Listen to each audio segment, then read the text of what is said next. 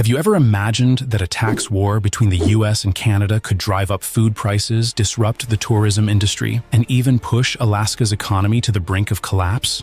Trump signed an executive order imposing a 25% tariff on imported goods from Canada. The goods affected include steel, aluminum, and other industrial products. The stated reason is to protect US industries from unfair competition and address issues related to drug smuggling through the northern border. However, these measures are not simple. The US is not only confronting Canada, but now this war has entered a new phase, directly threatening Alaska's economy, which heavily relies on trade routes through Canada. Immediately, Canada responded strongly. Following a dollar-for-dollar approach, will be imposing, as of 12:01 a.m. tomorrow, March 13th, 2025, 25% reciprocal tariffs on an additional $29.8 billion of imports from the United States. Canada imposed a $30 billion retaliatory tariff on US goods. The affected products range from fruit juice, wine, household goods, to cosmetics and paper products. However, these retaliatory measures aren't stopping at the federal level. Provinces in Canada, including British Columbia, BC, Ontario, and Quebec, have started rolling out their own strategies to counter US tariffs. We must pay particular attention to British Columbia, the largest province on the western side of Canada, which has introduced an extremely bold retaliatory measure, a tariff on US commercial trucks passing through the province to reach Alaska. It is set to introduce legislation that would allow the province to charge US commercial trucks driving to Alaska through BC.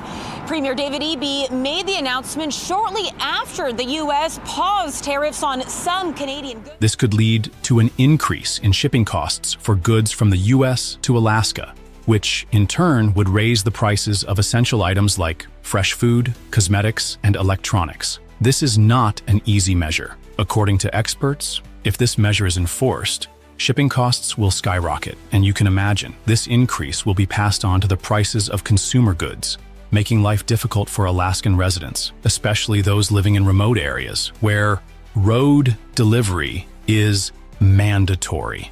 To better understand, you need to know that Alaska depends on the Alaska Highway, a route approximately 2,450 kilometers long, running through British Columbia and Yukon, connecting Alaska to the rest of the US. Every year, 80% of goods transported from the US to Alaska must pass through these routes. The new tariffs on US trucks will drive transportation costs up significantly, making essential items like fresh vegetables, fresh meat, milk, and other goods much more expensive.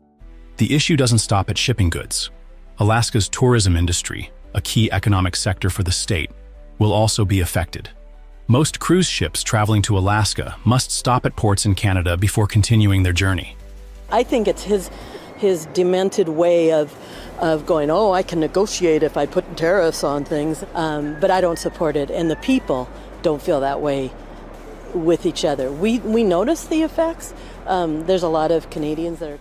With strong retaliatory measures from Canada, especially British Columbia, Alaska could face an economic crisis. The transportation system, supply chains, and the tourism industry could all be disrupted. The Alaska government needs to work with Canadian leaders to address this issue as soon as possible. Otherwise, Alaska will continue to face severe consequences for prices and the economy in the coming months. Stay tuned to the video, as the upcoming developments will leave you shocked, and you won't want to miss the far-reaching effects of this trade war on the economy and our lives. USA-Canada tensions. Who will take the hit? The US raises tariffs on Canadian steel and aluminum to 50%. Canada strikes back immediately, cutting electricity, imposing road tolls, and halting US imports. Tensions between the two nations have never been higher. Is this the beginning of an unprecedented economic war? Trump unexpectedly raises tariffs on Canadian steel and aluminum. The US government announced an immediate tariff increase on Canadian steel and aluminum from 25% to 50%. The reason? Ontario imposed a 25% surcharge on electricity exports to the US, affecting 1.5 million households in New York, Michigan, and Minnesota. Trump's response was swift and aggressive. Canada is taxing our electricity? We'll hit back even harder. The US also issued a warning. If Canada does not remove trade barriers, tariffs on Canadian car imports could rise in April, a devastating blow to Canada's auto industry. But the biggest surprise didn't come from the US. It came from Canada's fierce retaliation. Canada hits back immediately. Canada refuses to back down. Instead, it fights back harder than ever. Ontario threatens to cut electricity exports to the US entirely if tariff policies are not reversed. British Columbia, BC, immediately enforces new measures, imposing tolls and fees on US trucks passing through BC to Alaska, tightening import regulations on fuel, food, and consumer goods from the US, halting purchases of alcohol and agricultural products from certain US states. Other provinces respond with tough countermeasures. Nova Scotia bans US businesses from bidding on government contracts. Alberta warns of further retaliatory measures within 24 hours. Manitoba and Newfoundland remove all US goods from state-run retail stores. What are the consequences of these moves? US freight companies dependent on Alaska routes face severe disruptions. US goods struggle to penetrate the Canadian market. American businesses in Canada start reconsidering operations and adjusting strategies. Canada isn't just retaliating, it's accelerating its plan to break free from US economic dependence. The Canadian government is swiftly expanding trade negotiations with Europe, Asia, and Latin America. The goal? To boost exports to new markets and reduce reliance on the US as quickly as possible. But did Washington truly anticipate this level of trade war escalation? Economic fallout, US stock market plunges, recession fears grow. The US-Canada trade war isn't just political drama, it's already causing real economic damage. Stock markets tumble, S&P 500 drops 0.8% within hours of Trump's announcement. Major steel, aluminum, and auto manufacturers see sharp declines in stock prices. Steel and aluminum prices surge. U.S. manufacturers struggle with rising costs, affecting automobiles, construction, and consumer goods. The auto industry takes a major hit. Leading automakers like Ford, GM, and Tesla scramble to adjust supply chains. Higher production costs could drive U.S. car prices to record highs. But it's not just the U.S. Canada is already shifting away from its economic reliance on the U.S., accelerating trade agreements with the EU, Asia, and Latin America, encouraging Canadian businesses to redirect exports to alternative markets. One undeniable reality: if this trade war continues, it won't just hurt the US and Canada, it could shake the global economy. The big question: is this just the beginning of a full-scale economic recession? US-Canada tensions have reached an all-time high. But is this just the start of a prolonged trade war? The next developments could change everything. Stay tuned, you won't want to miss what happens next. The US has maintained a 25% tariff on Canadian steel and aluminum. In response, Canada imposed retaliatory tariffs worth $2.7 billion on a wide range of U.S. products, disrupting the auto industry, consumer goods, and energy sectors. What are the consequences? Rising car prices, billions lost in the U.S. coal industry, and severe supply chain disruptions. Who will bear the greater losses, Canada or the U.S.? Canada has not only responded with tariffs, but has also implemented strategic economic measures across various levels. Government of Canada's countermeasures 25% tariff on U.S. steel and aluminum, causing an estimated $1.1 billion in losses for U.S. businesses. Tariffs on sporting goods, computers, electronics, and household appliances, affecting $1.6 billion worth of U.S. exports. Actions taken by Canadian provinces. Ontario banned U.S. liquor from its government-regulated retail system, impacting major brands like Jack Daniel's and Jim Beam. Quebec prioritized domestic suppliers and government contracts, reducing reliance on U.S. imports. Alberta diversified its supply chain, seeking imports from the EU, Japan, and South Korea instead of the U.S. The goal?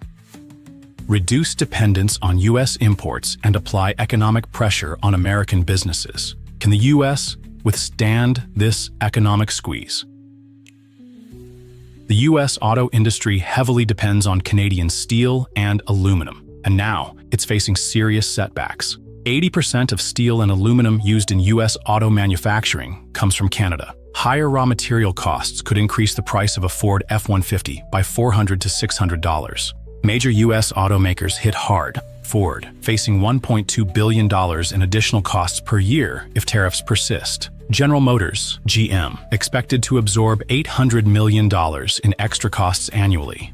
Tesla could see car prices rise by $1,000 per unit due to increased aluminum costs. Ripple effects on supply chains. Over 10,000 jobs in Detroit's auto industry could be at risk if manufacturers are forced to cut production.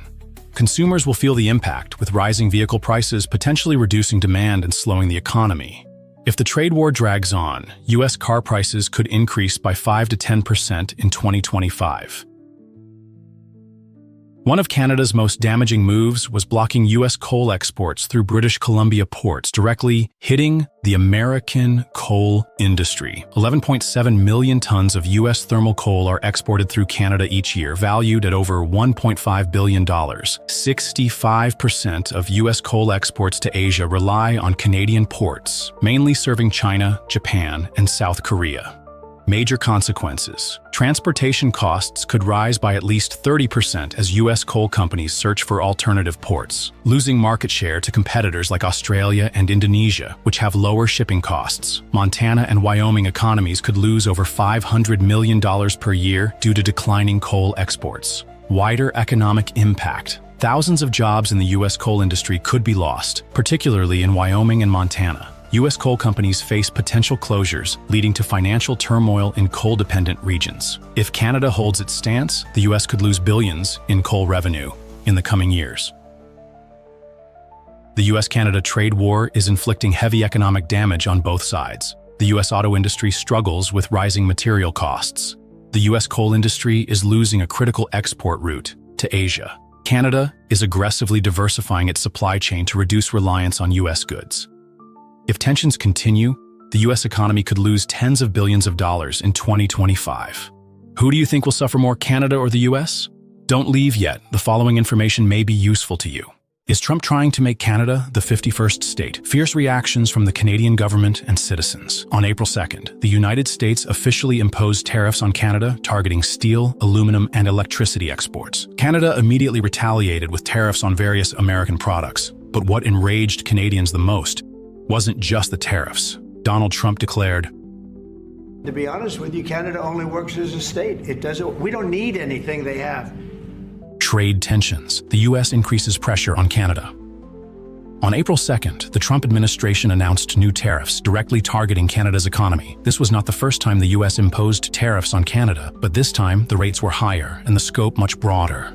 The affected goods included a 50% tariff on steel and aluminum, two of Canada's most critical export industries, tariffs on electricity exports from Canada to the U.S., significantly increasing energy costs in several American states, additional tariffs on consumer goods and raw materials imported from Canada. The official reason given by Washington?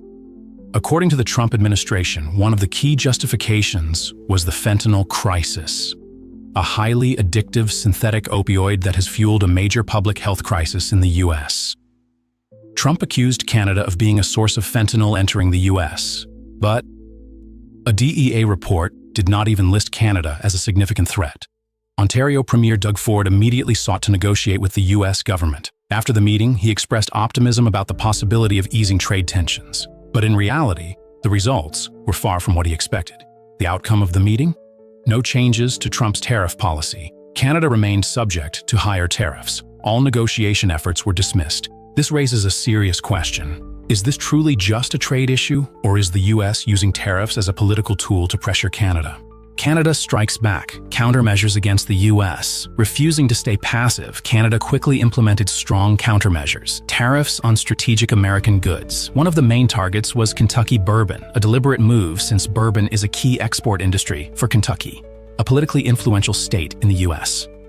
A 25% tariff on electricity exports to the U.S.-Canada is a major electricity supplier to several northern U.S. states.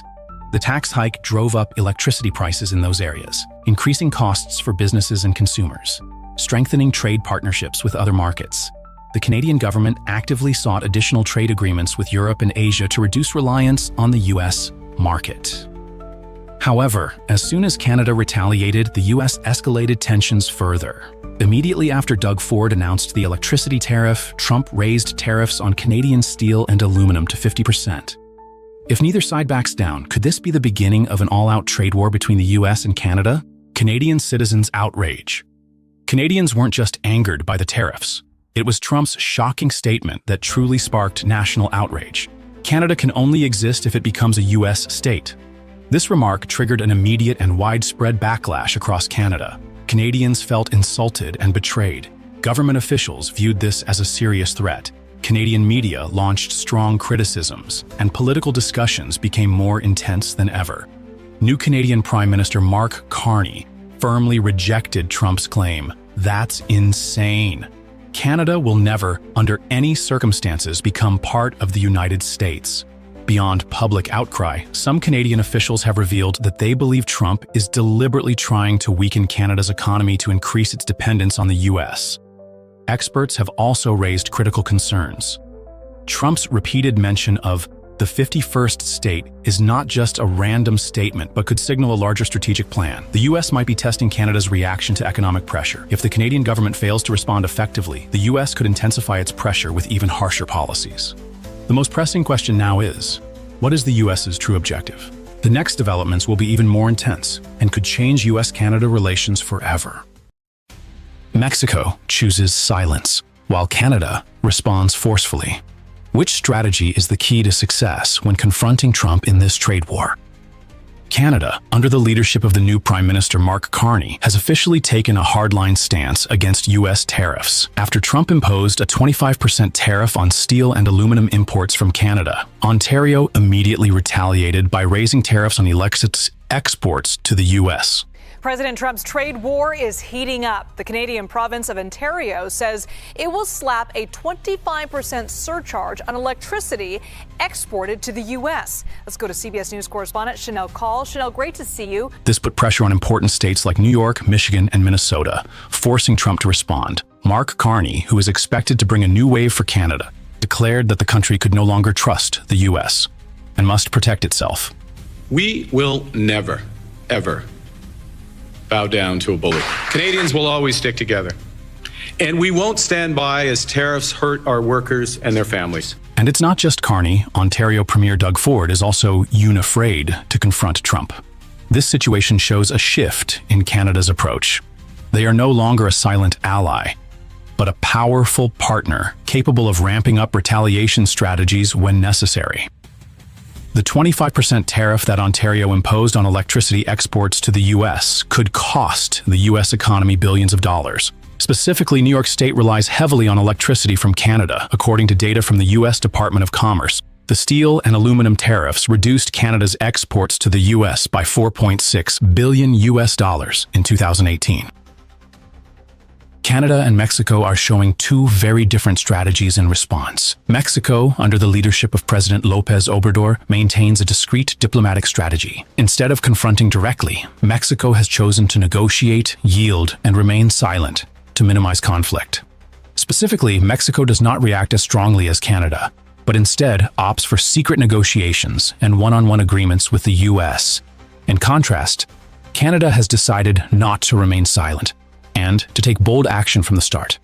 Mark Carney believes that the silence strategy towards Trump is not the solution. His prominent statement resonated strongly in the international community. If we stay silent, Trump will continue to disrespect us. That's why Canada chose to confront publicly, retaliate, and demand respect from the U.S. Although Mexico maintained a silent approach, data from the World Trade Organization, WTO, shows that Mexico still maintained a stable trade relationship with the U.S. through discreet negotiations. Doug Ford, the Premier of Ontario, played an extremely important role in dealing with the U.S. when Trump raised tariffs on steel and aluminum. Doug Ford didn't hesitate to increase electricity tariffs for U.S. states, particularly New York, Michigan, and Minnesota. This was a strategic move to make the U.S. reconsider its decision. Is that this move made Trump rethink. U.S. trade representatives had to meet with the Ontario government for negotiations. This was a clear shift in how Trump treated Canada compared to Mexico. This proves that Canada's tough strategy was not in vain. Canada, under the leadership of Mark Carney and Doug Ford, has sent a clear message. If you want to respect us, we will fight for that. This trade war will continue, but Canada and Mexico could gain the upper hand if they continue to apply smart and bold strategies. Trump will find it difficult to maintain his bullying strategy in a globalized world, where countries can come together to counter unfair policies.